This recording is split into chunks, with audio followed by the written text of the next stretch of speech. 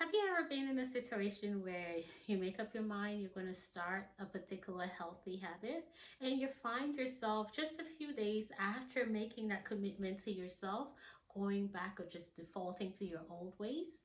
If you have, join me in this series where I talk about how to create an environment that will help you keep and maintain your health goals. Hello and welcome to Generational Wellbeing with Dr. Lum. Thank you for joining me here today, where I provide you with simple, practical tips on how you can create sustainable, healthy habits for you and your family for generations to come. Thank you for joining me here today. Please like, share, and subscribe. So, like I said earlier, we're going to talk about four different things you can do to help create an environment that will support your health goals. The first thing I'll talk about is clearing the clutter. In this day and time, it is very normal to go to the big brand shops and buy stuff in bulk, just so that we can, in a way, help maintain costs and avoid going back and forth to the grocery store or to the stores, whatever that may be. However, sometimes when we do that, we end up with a lot of food at home and a lot of clutter.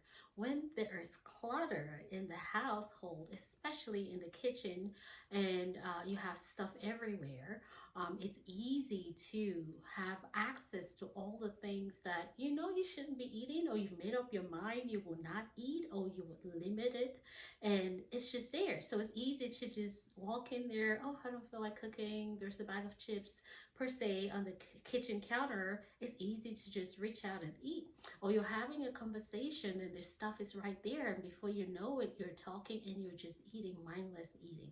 So I would say the first thing to do with creating an environment is really get rid of the clutter. Just declutter the house and try to keep things away.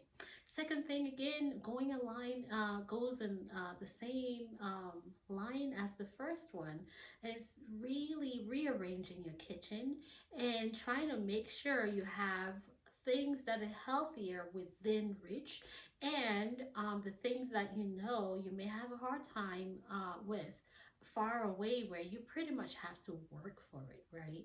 So for example, instead of having like chips and cake or all the other things that we're trying to limit on the kitchen counter, you can have fruits and bananas and apples and pears, where the healthier stuff is within eye level, or in your fridge where all those things are within eye level, where it's within easy reach, where if you should open your refrigerator, or you should get into into your kitchen, the first thing you will see is the things that are really healthier.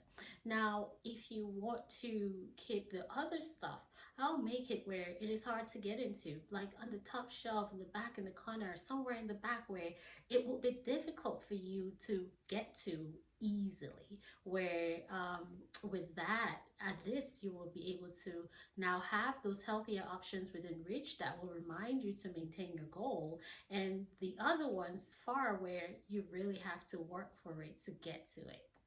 The third thing I'll say is create a schedule that allows for some kind of flexibility.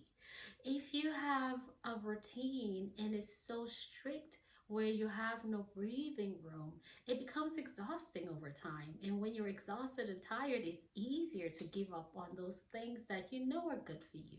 So, for example, if say let's say with eating and stuff, you know you have this favorite ice cream, or you have this favorite cake and stuff that you want, you can have just a slice of it at home, where you can say maybe once a week I will have a cake, or once a week I'll have a favorite ice cream, or once a week I may have whatever that may be. But we have one serving size, where when it is that time for you to get your favorite stuff, you're not just eating a whole cake or a big can of ice cream. But if you have one serving size that is there, you can pick up that one serving size. You're already kind of and you're going to enjoy it, but you're limiting your serving size to one serving size, as opposed to just finishing a whole big thing.